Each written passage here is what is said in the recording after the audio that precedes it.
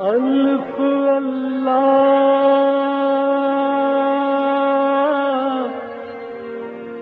چمبے دی بوٹی میرے من وچ مرشد لائی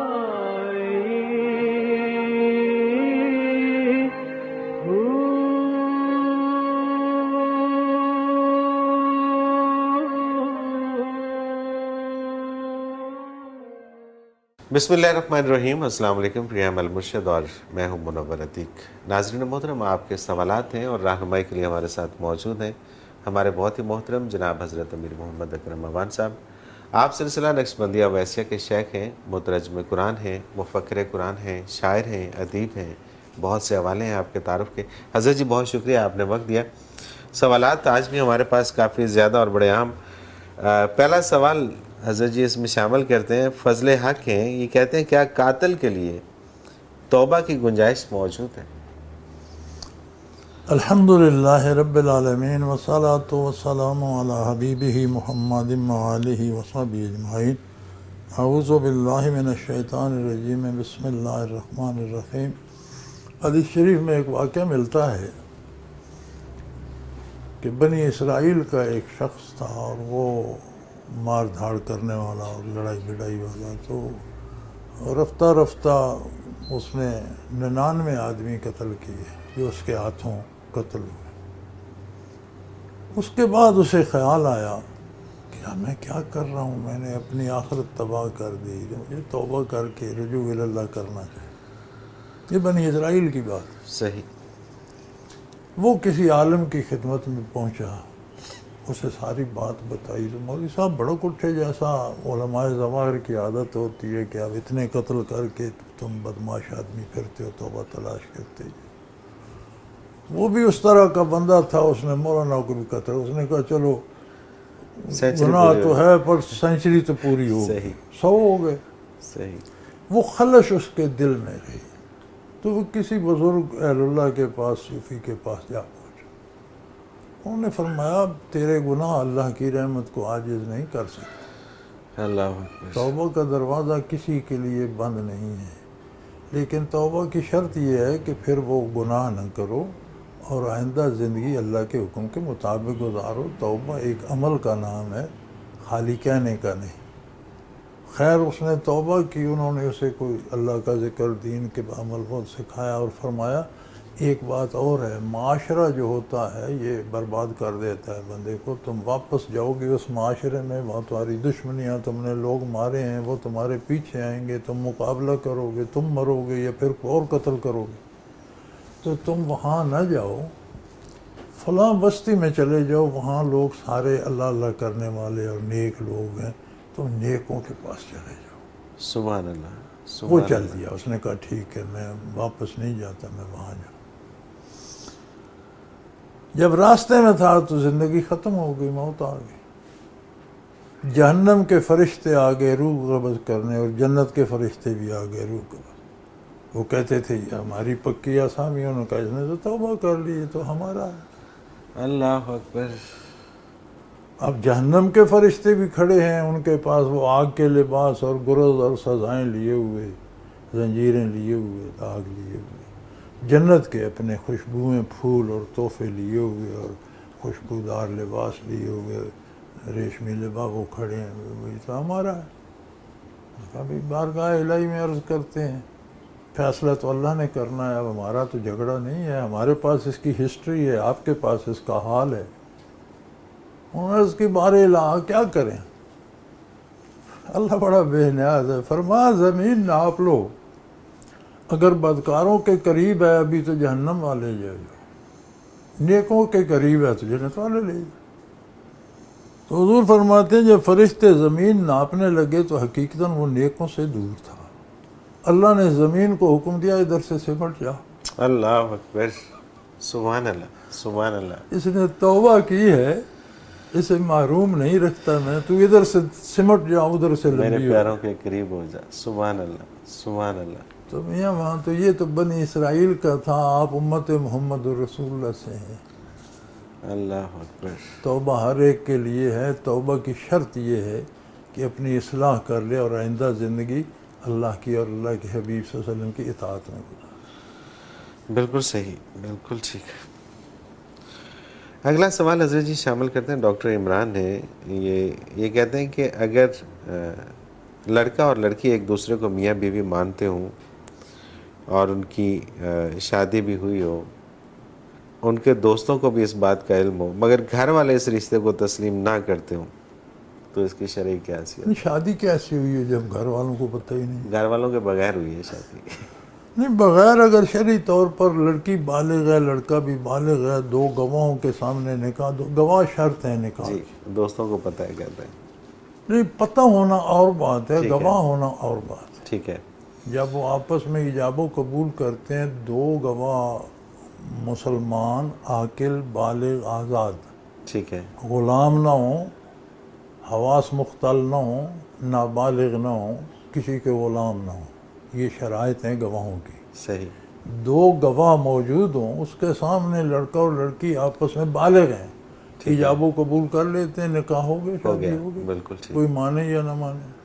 یہ الگ بات ہے کہ والدین کی اجازت لینا مناسب تھی، نامناسب کیا، یہ ہوا وہ، لیکن وہ شادی نکاح ہو گیا۔ بالکل۔ اب لڑکی لڑکا آپس میں آپ خود ہی طے کر لیتے ہیں، کوئی گواہ نہیں، کوئی بندہ نہیں، تو پھر دوستوں کو خبر بھی ہوگی تو کیا اس خبر کا وہ گواہ تو نہیں ہے نا؟ صحیح، بالکل ٹھیک ہے۔ ایک کام میں کر گزرتا ہوں، پھر آپ کو خبر ہوتی ہے تو آپ کے پاس خبر ہے، آپ اس کے وٹنس تو نہیں ہے نا، صحیح۔ گواہ تو نہیں ہے، تو نکاح کے لیے دو گواہ ضروری۔ پھر اس میں بھی فتاویٰ میں علماء ایک رعایت اور فرما دیتے ہیں کہ لڑکا لڑکی اور ایک آدمی بھی اور ہو تو دو گواہ، وہ لڑکا بھی گواہ تصور ہو جاتا ہے نا، تو دو گواہ ہو گئے۔ ٹھیک ہے۔ ایک تو وہ اپنا نکاح کر رہا ہے، ایک اس بات کا گواہ بھی ہے کہ نکاح ہوا، صحیح۔ تو کم از کم ایک آدمی تو اور موجود ہو، عاقل بالغ مسلمان، جو گواہ ہو۔ ٹھیک ہے۔ اس کے سامنے لڑکی قبول کر لے، میں اسے خامند قبول کرتی ہوں، یا لڑکا کہہ دے میں نے اس سے نکاح کر لیا، لڑکی انکار نہ کرے تو بھی نکاح ہو جائے گا۔ صحیح، بالکل ٹھیک ہے۔ اور اس کے بعد گھر والے تسلیم کریں نہ کریں نہ کریں، وہ پھر نکاح ہو گیا، وہ ایک وہ دوسرے پھر سے معاشی مسئلہ ہے، معاشی مسئلہ، بالکل خاندانی ٹھیک، مسئلہ ہے، معاشرتی، نکاح ٹھیک۔ جائز ہو گیا۔ بالکل صحیح، بالکل صحیح۔ لیکن ایسے ہی کوئی گواہ نہیں، ہم نے آپس میں کر لیا، پھر دوستوں کو بعد میں پتہ چلا، تو وہ گواہ تو نہیں نا، بالکل ٹھیک ہے، گواہ شرط۔ صحیح، بالکل صحیح۔ ام عبیہ ہیں، یہ کہتی ہیں کہ آج شوہر بیوی کی اجازت کے بغیر دوسری شادی کر سکتا ہے یا بیوی کی اجازت شرط ہے؟ نہیں، کوئی شرط نہیں، شرط نہیں ہے۔ کوئی شرط نہیں ہے۔ اسلام میں 4 شادیاں جائز ہیں، اور ان کے ساتھ جو شرط اللہ نے لگائی ہے وہ سب سے سخت ہے۔ ٹھیک ہے۔ آپ 4 تک شادیاں کر سکتے ہیں، شرط یہ ہے کہ آپ ان میں عدل کر سکیں، چاروں کے ساتھ ایک جیسا سلوک کر سکیں، ایک جیسے اخراجات دے سکیں، ایک جیسے لباس دے سکیں، ایک جیسا گھر دے سکیں، ایک جیسی سہولتیں دے سکیں، ایک جیسی عزت دے سکیں۔ وَإِنْ خِفْتُمْ أَلَّا تَعْدِلُوا، اگر تمہیں یہ خدشہ ہو کہ تم یہ عدل نہیں کر سکو گے، فواحدۃ، پھر ایک ہی پہ گزارا کرو۔ بالکل صحیح۔ اب اس سے کڑی شرط کیا ہوگی؟ اور یہ ممکن نہیں ہے کہ انصاف انسان اس دور میں تو بہت ہی نہیں، مشکل کرنا ہے۔ پڑتا ہے، کرے، صحیح، کرے نا جی۔ بالکل ٹھیک ہے۔ نہیں کر سکتا تو شادی نہ کرے۔ قرآن نے تو سیدھی شرط لگائی ہے نا جی، فَانْكِحُوا مَا طَابَ لَكُم مِّنَ النِّسَاءِ مَثْنَىٰ وَثُلَاثَ وَرُبَاع، اگر تمہارا دل چاہتا ہے 2 شادیاں کر لو، 3 کر لو، 4 کر لو، لیکن شرط یہ ہے وَإِنْ خِفْتُمْ أَلَّا تَعْدِلُوا، اگر تمہیں یہ خطرہ ہو کہ تم ان میں برابری نہیں کر سکو گے، فواحدہ، پھر ایک پر گزارا کرو، صحیح، پھر دوسری کی اجازت نہیں ہے، بالکل صحیح، بالکل ٹھیک۔ مت کرو، ورنہ آخرت کو حساب ہو، شادی تو ہو جائے گی لیکن حساب ہوگا کہ اس کے ساتھ زیادتی کیوں کی، اس کا حق کیوں ادا نہیں کیا۔ ہاں، حضور فرماتے ہیں ایک دلی کیفیت ہوتی ہے، وہ بندے کے اختیار میں نہیں۔ اب صحیح، اس کی 2 یا 4 بیویاں ہیں، ایک سے زیادہ محبت ہے، ایک سے کم ہے، وہ اس کے بس، دلی کیفیت اس کے بس میں نہیں۔ ظاہری طور پر بات کرنا، احترام کرنا، اخراجات دینا، لباس، گھر، اکوموڈیشن، وہ سب ہوگی۔ صحیح۔ اور اس میں برابری مطلب جس بھی سطح کا انسان ہے، جس بھی جو اس کا سٹیٹس ہے اس کے مطابق سب برابر رکھے. اب یہ نہیں کہ ایک کو گھر سے نکال دے یا ایک کو ڈنڈے مارتا رہے دوسری سے پیار کرتا رہے، یہ جائز نہیں. یہ جائز نہیں ہے، بالکل ٹھیک. پھر اس کو ایک ہی شادی کرنی چاہیے، دو کرے گا تو شادی تو ہو جائے گی لیکن آخرت کون بھگتے گا؟ بالکل ٹھیک ہے، بالکل ٹھیک. اللہ نے فرمایا فواحدۃ، پھر اگر یہ نہیں کر سکتے یا یہ ڈر ہے نہیں کر سکوں گا تو ایک ہی کے ساتھ گزارا کرو. صحیح. اور بیوی کی شرط سے زیادہ شرط یہ سخت ہے. یہ بہت کڑی شرط. بالکل ٹھیک ہے، یہ بہت سخت شرط. صحیح. حضرت جی مجھے ایک بریک پہ جانا ہے اور واپس آ کے کچھ اور سوالات ہیں وہ شامل کرتے ہیں. ناظرین محترم، اگر آپ بھی اس پروگرام میں شامل ہونا چاہیں تو اسکرین پہ ہمارا نمبر موجود ہے، آپ ہمیں SMS کر سکتے ہیں. نمبر نوٹ فرما لیجئے 033349555021، اور آپ ہمیں میل کر سکتے ہیں. almurshid.tv کی ویب سائٹ پہ جائیے، کوشچن کے آپشن پہ جائیے اور اپنا سوال لکھیے، ہمیں اپنا سوال بھیجیے. ہم آپ کا سوال اس پروگرام میں ضرور شامل کریں گے. ایک مختصر کمرشل بریک لیتے ہیں، اس بعد حاضر ہوتے ہیں. ہمارے ساتھ رہیے گا.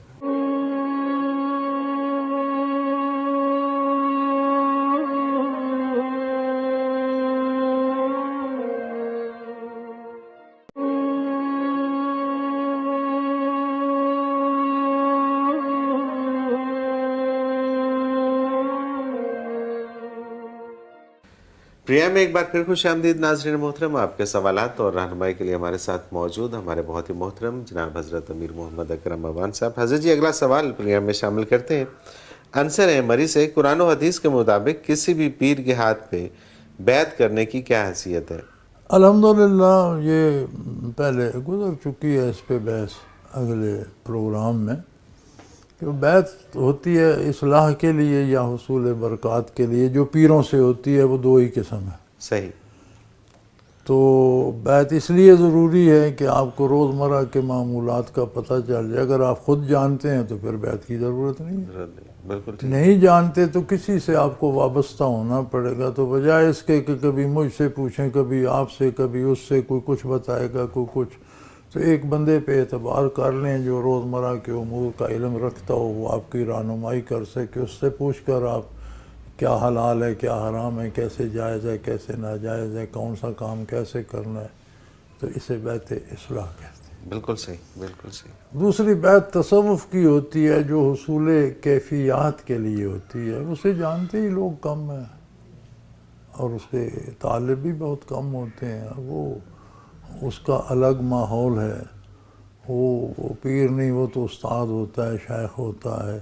اس کا سینہ منور ہوتا ہے، قلب منور ہوتا ہے. وہی نور آپ کے دل میں انڈیل. وہ ایک الگ بحث ہی الگ ہے، اور وہ ان کا موضوع بھی نہیں ان کے سوال سے. بالکل صحیح. جو بنتا ہے ان کا جواب تو وہی ہے کہ اصلاح کے لیے بیعت. ٹھیک ہے، بالکل صحیح. مظفر ہے آزاد کشمیر سے. حضور نبی اکرم صلی اللہ علیہ وسلم کا فرمان ہے کہ تم ایسے نماز ادا کرو جیسے مجھے نماز ادا کرتے دیکھو. حضرت جی وہ کون سا طریقہ ہے؟ یہی طریقہ ہے جو ہم کرتے ہیں.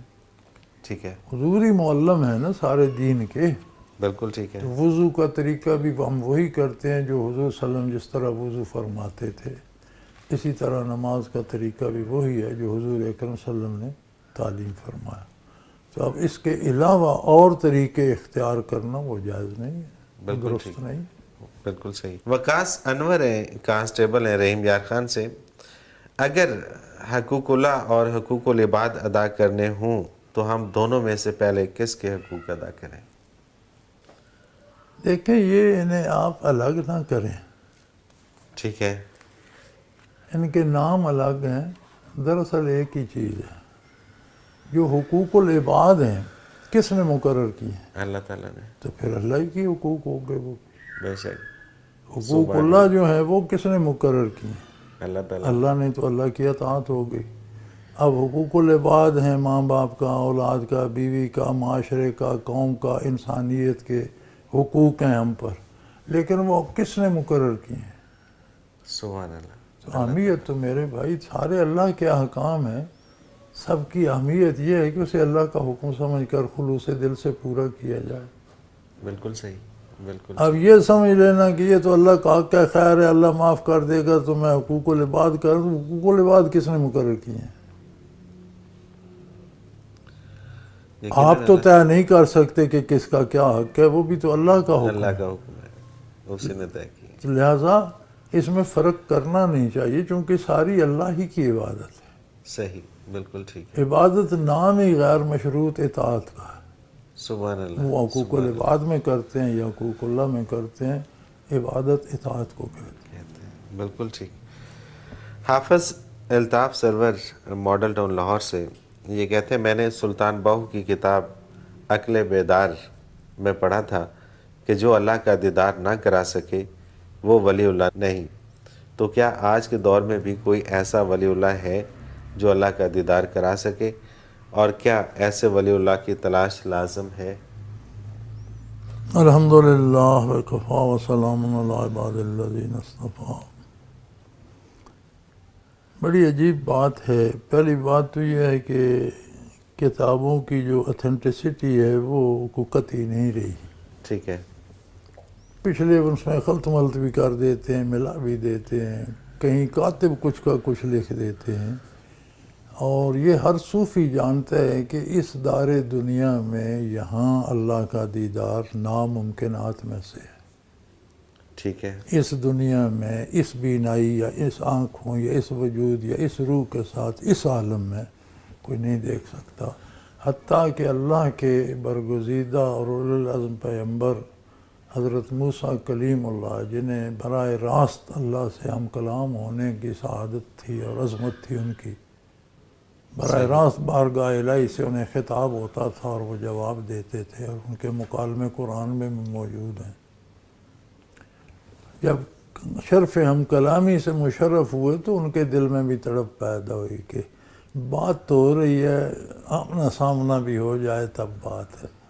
بیارینی انظر الیک، ہے میرے پروردگار مجھے اپنا آپ دکھا دے، میں آپ کو دیکھنا چاہتا ہوں. فرمایا لن ترانی، فرمایا موسیٰ تم نہیں دیکھ سکتے، یہ عالم دنیا جو ہے اس میں اتنی قوت نہیں ہے، تم نہیں دیکھ سکتے. لن ترانی، تم نہیں دیکھ سکو. تو اگر اولو العزم پیغمبر نہیں دیکھ سکتا تو ولی کون ہے جو دیکھ نہیں سکتا، دکھا کیسے سکتا ہے؟ یہ کون سی شرط؟ بالکل صحیح. خود دیکھ نہیں سکتا تو دکھا کیسے سکتا ہے؟ دیکھنا اور بات ہے، دکھانا پھر اور مشکل ہے. تو یہ تو ایک فضول سی بات ہے. ہاں، ولایت یہ ہوتی ہے کہ استظہار ہو جائے. استظہار کہتے ہیں اللہ کو ہر وقت اپنے پاس سمجھنے کا یقین ہو جانا. صحیح کہ اللہ حاضر ہے. جیسے نبی کریم صلی اللہ علیہ وسلم نے فرمایا، حدیث احسان کا جملہ ہے کہ ان تعبد اللہ کا انک تراہ. آپ نے کہا انا کا جیسے کہ، گویا کہ جیسے کہ اللہ کی عبادت ایسے کرو جیسے تم اسے دیکھ رہے. ایک کیفیت ہے کہ جیسے میں اللہ کو دیکھ رہا ہوں، دیکھ نہیں رہا ہوں. جیسے کہ بالکل صحیح. جیسے ایسے ہو جاؤ جیسے تم اللہ کو اگر دیکھ رہے ہوتے تو جو کیفیت ہوتی وہ ہونی چاہیے. بے شک، بالکل ٹھیک. فَإِن لَمْ تَكُنْ تَرَاهُ، اگر تم میں یہ جرأت نہیں ہے، اتنی ہمت نہیں کر سکتے، کیونکہ جو چیز عملاً نہیں ہو سکتی اس کا تصور بھی محال ہوتا ہے. بالکل ٹھیک. بندہ بغیر کسی مشین کے نہیں اڑ سکتا. اسے کہو بیٹھ کے تصور کرو میں اڑ رہا ہوں، نہیں کر سکتا. صحیح، بالکل صحیح. جو چیز ناممکن ہوتی ہے اس کا تصور بھی ناممکن ہو جاتا ہے، کیونکہ ہم اللہ کو دیکھ نہیں سکتے. تو یہ تو بڑی جرأت کی بات ہے کہ کسی کو استظہار ہو. یہی سارے تصوف کا خلاصہ ہے کہ آپ کو حضور حق کا یقین ہو جائے کہ میرا اللہ میرے پاس. سبحان اللہ، سبحان اللہ. اگر یہ نہیں تو پھر یہ یقین رکھو فَإِن لَمْ تَكُنْ تَرَاهُ فَإِنَّهُ يَرَاكَ كَمَا قَالَ رسول اللہ صلی اللہ علیہ وسلم. یہ یقین رکھ لو کہ تم نہیں دیکھ سکتے تو اللہ تمہیں دیکھ رہا. سبحان اللہ. کم از کم یہ بھی نہیں ہے تو پھر کیا ہے نماز؟ بالکل ٹھیک. لہذا دیدار الہی آخرت میں ہوگا. مرنے کے بعد نگاہیں مضبوط کر دی جائیں گی، اور مومنین جو نجات میں ہوں گے وہ میدان حشر میں بھی دیدار الہی سے سرفراز ہوں گے. بزرگ کے احکام میں موجود ہے. بلکہ عرض کی گئی صحابہ کی تو یا رسول اللہ ہم کیسے دیں کہ فرمایا جس طرح آپ دنیا میں چاند کو دیکھتے ہو اسی طرح اللہ کا دیدار بھی ہوگا، انہی آنکھوں سے دیکھو گے. لیکن وہ آنکھیں، وہ نظر بدل جائے گی. صحیح. فکشفنا عنک غطاءک فبصرک الیوم حدید. جب بندہ مرتا ہے برزخ میں جاتا ہے تو اسے بتا دیا جاتا ہے تمہاری آنکھوں سے حجابات دنیا ہٹا دیے گئے، اب تمہاری نظر بصرک الیوم حدید، فولادی ہو گئی ہے، مضبوط ہو گئی ہے. تمہیں فرشتے بھی نظر آ رہے ہیں، جنت بھی دکھائی دے رہی ہے، دوزخ بھی دکھائی دے رہا ہے، ساری چیزیں منکشف ہو گئیں. جب یہ عالم ہوگا تو جو خوش نصیب ہوں گے انہیں دیدار باری بھی ہوگا. سبحان اللہ. بلکہ جنت کی نعمتوں میں سے سب سے بڑی نعمت ہی دیدار باری ہے.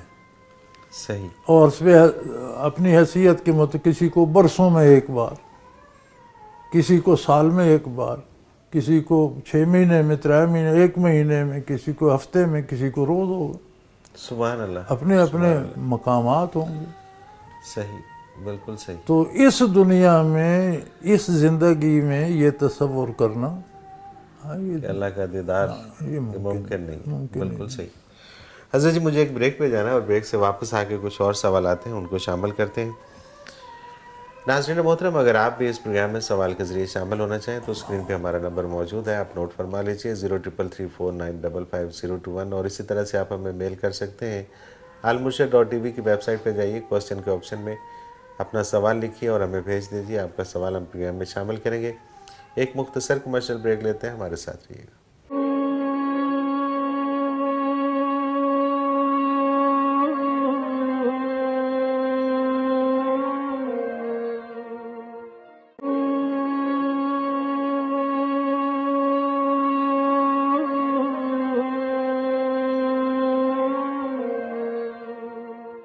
پروگرام میں ایک بار پھر خوش آمدید ناظرین محترم. آپ کے سوالات اور رہنمائی کے لیے ہمارے ساتھ موجود ہمارے بہت ہی محترم جناب حضرت امیر محمد اکرم امان صاحب.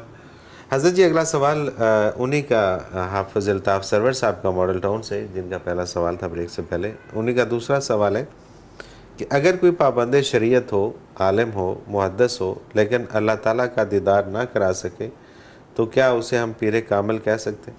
نہیں بھئی، اللہ تعالیٰ کا دیدار ہونا اس دنیا میں تو ممکن ہی نہیں. ٹھیک ہے. پہلے سوال میں اس کی کافی وضاحت آ گئی. بالکل صحیح، بالکل ٹھیک ہے. وہ تو نہ کسی محدث کو، نہ جب اللہ کے کلیم اللہ کے اولو العزم پیغمبر کو فرما دیا گیا لن ترانی. حضور اکرم صلی اللہ علیہ وسلم کی ذات والا صفات کے بارے بھی علماء کی 2 رائے ہیں. کچھ کہتے ہیں کہ حضور کو دیدار باری نہیں ہوا، یہ اس زندگی میں ممکن نہیں. ٹھیک ہے. جو قائل ہیں وہ کہتے ہیں شب معراج حضور اس عالم آب و گل میں نہ تھے. بالکل ٹھیک. بالائے عرش تھے. صحیح. جنت کا ملاحظہ ہوا، جہنم کا معائنہ ہوا، برزخ کے حالات آپ نے سارے حدیث معراج میں بیان فرمائے کہ سود خواروں کو اس حال میں دیکھا، جھوٹوں کو اس حال میں سارا ہیں. تو سارے انکشافات آپ کے وہ ہیں جو قیامت کو لوگوں پہ منکشف ہوں گے. تو قیامت کو تو دیدار باری بھی ہوگا. اگر وہاں دیدار باری ہو تو اس میں کیا مانے؟ سبحان اللہ، سبحان اللہ. بے شک، بالکل ٹھیک. تو یہ دنیا میں صرف خاصہ ہے رسول اللہ صلی اللہ علیہ وسلم کا، وہ بھی اس عالم میں نہیں. بالکل صحیح، بالکل ٹھیک. وہ بھی اس عالم میں بالائے عرش. بالکل ٹھیک. اس پہ بھی علماء پھر کچھ ایسے ہیں جو اس کے قائل نہیں ہیں. وہ کہتے ہیں یہ ممکن نہیں ہے کیونکہ زندگی تو دنیا کی تھی. صحیح، بالکل صحیح. اگلا سوال حضرت جی شامل کرتے ہیں. قاسم علی ہیں گجرات سے. یہ کہتے ہیں کہ میں آپ کے پروگرام میں اکثر تصوف اور ولایت پہ بحث سنتا ہوں. میرا سوال ہے کہ ولایت کیسے ملتی ہے؟ ولایت، آپ کا سوال یہ ہے، میرا سوال یہ ہے کہ ولایت ہے کیا؟ صحیح. کوئی چیز کا پتہ ہو تو پھر اسے تلاش بھی کیا جائے. پتہ تو ہو کہ یہ ہے کیا. ہے کیا. بالکل ٹھیک ہے. جب یہ پتہ ہو کہ یہ فلاں چیز ہے تو پھر تلاش آسان ہو جاتی ہے. پتہ ہو یہ مٹی کی بنی ہوئی ہے تو کمہار کا گھر نظر آتا ہے. بالکل پتہ ہو یہ لوہے کی بنی ہے تو لوہار کی دکان نظر آتی ہے. پتہ ہو یہ کپڑا ہے تو پھر کپڑے کی دکان نظر آتی ہے. پہلے پتہ ہو کہ یہ چیز ہے کیا. سبحان اللہ. ولایت ہے کیا؟ نبی کریم صلی اللہ علیہ وسلم کی برکات 2 طرح سے ہیں. علوم ظاہری، قرآن کریم، ساری حدیث پاک، ساری سنت، آپ کا ارشاد، آپ کا فعل، جو چیز آپ نے پسند فرمائی، یہ سارے ظاہری علوم برکات محمد الرسول اللہ. صحیح. آدمی ان کو مانے، دل سے تسلیم کرے، ان پر عمل کرے، نجات کے لیے کافی ہے. الحمدللہ جنت میں پہنچے. اب کچھ لوگ وہ جو خوش نصیب تھے جنہوں نے عہد نبوی پایا وہ صحابی ہو گئے. کیا وہ نمازیں ساتھ پڑھتے تھے؟ کوئی قرآن اور تھا؟ کوئی عبادت اور تھی؟ یار سارا دین وہی ہے جو ان کے پاس تھا. یہ صحابیت کیا تھی؟ یہ ایک کیفیت تھی کہ جو برکات نبوت حضور کے قلب عطر میں اور جو جمال الہی کی طلب اور کیفیات تھیں وہ روبرو آنے سے ایک نگاہ میں کام ہو گیا. انہوں نے حضور کو دیکھا یا حضور صلی اللہ علیہ وسلم کی نگاہ ان پر پڑی تو ایک نگاہ میں اس نے کہا تھا من سی پا رہے دل میں فروشم بے گفتہ قیمتش گفتم نگاہ ہے. میں دل کے ٹکڑے بیچتا ہوں کہا قیمت کا نگاہ. اس نے کہا بھئی مانگی قیمت کب ملتی ہے؟ بے گفتہ کم ترش کوئی کم کرو منہ مانگی قیمت کو. اس نے کہا کہ گاہ ہے زندگی میں ایک نگاہ سے ہی. تو وہ ایک نگاہ انہیں شرف صحابیت سے وہ کیفیات ان کے سینے میں انڈیل دی گئی. وہ ولایت ہے. صحیح. ان سے تابعین کو پہنچی، تبع تابعین کو پہنچی، ان سے امت کے لوگ آج تک لے رہے ہیں. وہ کیفیات حاصل کی جائیں تو وہ ولایت ہے. اب آپ ایک آیت پڑھتے ہیں نحن اقرب الیہ من حبل الورید، معنی بھی سمجھ لیتے ہیں. اللہ کہتے ہیں میں شارک سے زیادہ اس کے قریب ہوں. اس کی کوئی کیفیت جب آپ محسوس کرتے ہیں، فیل کرتے ہیں، یہ ولایت ہے. سن لیتے ہیں، سمجھ لیتے ہیں، یہ ایمان ہے، اسلام ہے، نجات کے لیے کافی ہے. لیکن مزید قرب الہی اور چیز ہے. سبحان اللہ. نجات ایک درجہ ہے، قرب الہی کے مدارج کی حد ہی نہیں، کوئی کہاں تک جاتا. تو اس کیفیت کو میں اپنی نظر سے دیکھ سکتا ہوں، آپ اپنی استعداد سے، دوسرا ہر بندے کی استعداد اپنی ہے. ان کیفیات کو پانا، آپ قرآن پڑھیں مفہوم تو سمجھ آتے ہیں، اندر محسوس بھی ہو، فیلنگ بھی آئے. صحیح، بالکل صحیح. یہ ولایت ہے. یہ ولایت ہے. یعنی اور آپ ان کو پایا کیسے جا سکتا ہے؟ وحدہ لا شریک، اللہ واحد لا شریک ہے. پہلا مراقبہ تصوف. اللہ واحد لا شریک ہم سب جانتے ہیں، لیکن کبھی کسی سے سفارش کی منت کرتے ہیں جائز ناجائز، کبھی کسی کو رشوت دیتے ہیں. یہ بھی تو بت ہی ہیں نا. بالکل ایسے ہی ہے. بتوں کا پجاری پتھر کے بتوں کو پاس جاتا ہے، ہم زندہ انسانوں کے قدم میں چلے جاتے ہیں. کبھی قرآن کو بھی وظیفہ ڈھونڈتے ہیں، کوئی دنیا کا کام ہو جائے. لیکن جب وہ کیفیت آ جائے تو دل میں ایک حال آ جاتی ہے اللہ واحد ہے اور اس کی جگہ دوسرے کو نہیں رکھ سکتا. سبحان اللہ. مر سکتا ہوں، پریشان ہو سکتا ہوں، نقصان اٹھا سکتا ہوں، لیکن اس کی جگہ کوئی دوسرا نہیں. میں اس کی بارگاہ چھوڑ کر دوسرے کے سامنے ہاتھ نہیں پھیلا سکتا. تو یہ کیفیات جو ہیں یہ ولایت ہے. اب یہ جیسے پہلوں نے حاصل کی یہ تو سینہ بسینہ ہوتی ہیں. صحابہ نے حضور سے، تابعین نے صحابہ سے، تبع تابعین نے تابعین سے، اولیاء امت نے درجہ بدرجہ. تو یہ تو ان لوگوں کے پاس جانا پڑتا ہے جن کے پاس کیفیات ہیں، محنت کرنا پڑتی ہے، دل روشن کرنے پڑتے ہیں، عمریں لگتی ہیں تو نصیب ہو جاتی ہیں. بالکل صحیح، بالکل ٹھیک ہے. اور ولایت حاصل کر کے مقصد اگر معرفت الہی ہے، قرب الہی ہے تو پھر تو ٹھیک ہے. اور اگر ولایت حاصل اس لیے کرنی ہے کہ دنیا داری پہ وہ تو دکان ولایت چمکانی نہیں ہے تو وہ پھر وہ ولایت تو شیطان کی ہے. ولایت نہیں، یہ وہ ولایت دوستی نہیں ہے. تو اس میں اور شیطان اس میں فرق ہے. وہ بالکل صحیح بات دوستی ہے. تو شیطان کی. وہ شیطان کی ہے. اگلا سوال حضرت جی، یہ دو تین لوگوں کا ایک ہی سوال ہے. یاسر محمود گجرات سے، محمد عمران پاک پتن سے اور قمر زمان ضلع باولپور سے. یہ ملتے جلتے سوال تھے لیکن میں نے ایک ہی سوال ان کا کر دیا کہ اگر شیطان کو جنت سے نکال دیا گیا تھا تو پھر وہ حضرت حوا کو بہکانے کے لیے دوبارہ جنت میں کیسے داخل ہوا؟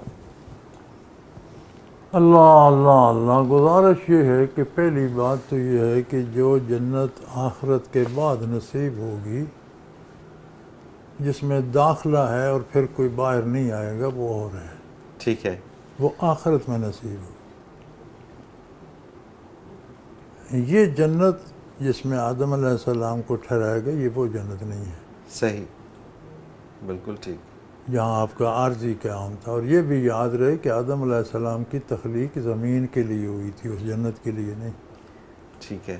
انی جاعل فی الارض خلیفہ، میں زمین پر اپنا نائب بنانا چاہتا ہوں. انہیں زمین پر آنا تھا، زمین پہ انہیں ہر حال آنا تھا.